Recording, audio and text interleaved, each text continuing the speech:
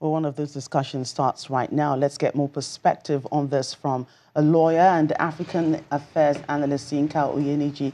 Glad you could join us on the program. My pleasure, always be invited. It's another Democracy Day here in Nigeria. You know, you have listened to the president. What do you make of his speech today? Oh, well, I was dumbfounded, right? Before, I woke up early this morning and I was going to put it on my Facebook page that you listen to another speech loaded with promises, but I let it go. And you can, from what we have heard, it's just loaded with promises again, only about 8 months to the end of the administration. So I saw the president, I don't know if I'll call it being tactful or being tactless. The president choosing to see what he perceives to be the achievements of the administration without considering the concomitant challenges. The first 2 or 3 paragraphs of that speech was talking about security, and the president, and I'll leave that as the opener, talked about the rescue of the Dapchi girls and the Boko Haram girls, whereas the president made no mention about Leah, who is still in captivity.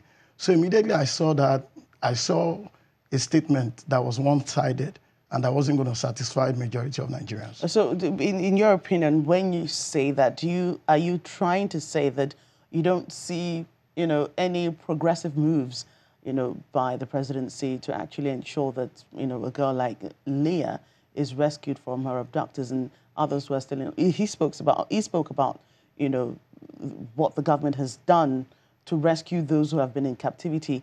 Do you not think that they will still move further to consolidate on what they've done to actually ensure that others in captivity are freed? I don't think so. The vice president said to us about 2 months ago that Leah was going to be released. And we all know, if you assume, first of all, the kidnapping or so-called kidnap was somewhat shrouded in some misery, all right? People came, abducted these girls. At the time when they came, the soldiers admitted that they were not around at that time. So everybody was wondering. Everybody took off when they were coming to abduct these girls, and when they were going to return them a few weeks after that, there was nobody in sight. That was mind-boggling by itself. And then it took those who were released. The circumstances of the release, it wasn't soldiers who conducted the rescue. It wasn't a rescue operations. They took those girls away and brought them back. The soldiers did not rescue them. So, of course, something changed hands at that point. Nobody has made any mention of it. Whatever happened, okay. And then it took the colleagues of the girl to say, Leah is still in captivity. And then the vice president attempted to assuage her announcement by saying, oh, she's going to be released in a few weeks. I'm sure it's almost 3 months now. Nobody even knows what is happening to Leah. Today, nobody has told us how they conducted that release, okay? Nobody has told us if money changed hands. And we know before now that there had been ransoms paid. That's not behind the news. That's the news by itself. All right. Let's take a look at, some of these issues now. A large percentage of those clamoring for change in Nigeria are the youths. And, the president possibly delighted many of the young ones today when he said that in a couple of days, the Not Too Young, to Run bill will be signed. Now, what do you think of this, Nigerian youths are not stupid. I'll give a critical analysis of an average Nigerian youth. If you like, call it the average Nigerian youth dream, which is that get married, rent a beautiful apartment, have 1 or 2 cars, and be able to go on vacation. Unfortunately, that is what the Nigerian youth has been held bound to for a very long time. If you're saying you are signing Not Too Young to Run, when Showore is contesting already, Feladuro Toye is contesting already, Kingsley Moghalu is contesting already, the APC in Lagos has many of my friends who have either tried to contest as chairman or tried to go. Lai Mohammed has his son in the Lagos State House of Assembly. He's a young man. Shola Desmond Elliott is in the Lagos State House of Assembly. He's a young man. All of these people got into government without the Not Too Young to Run bill. You think it's a little too late? It's late and it is of no consequence whatsoever. Why don't we have too old to run bill?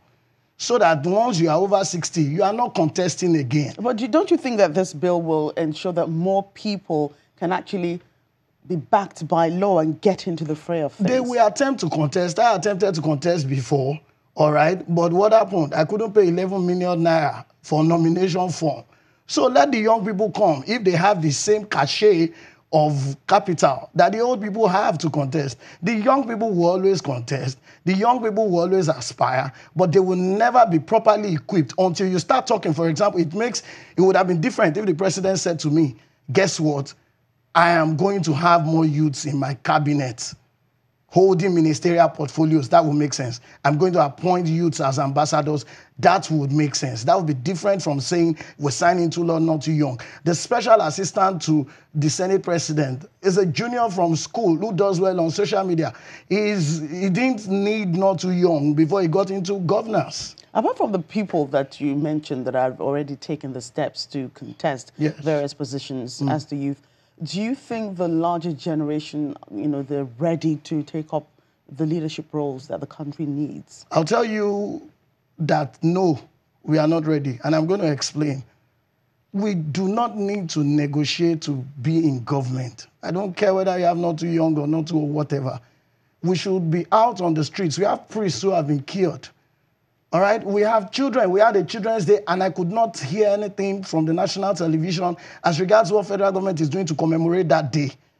We have people who are still in captivity, and we have not done anything about them. We see every day bring back our girls and red card movement. We see them being tear gassed and molested and harassed by law enforcement agencies. We have not stepped out. Until we start stepping out, then we will be ready. We are equipped, we are learned and all of that to be able to reason and analyze. But we should stop thinking that this is something we should negotiate. Right, thank you so much for your thoughts on that, Yinka Oyeniyi, African Affairs Analyst, speaking to us about Nigeria's Democracy Day and the President's speech. Thank you, Channel, for the invitation. Still to come on Network Africa. France hosts Libya rival groups for talks meant to end crisis in the North African country. So stay with us.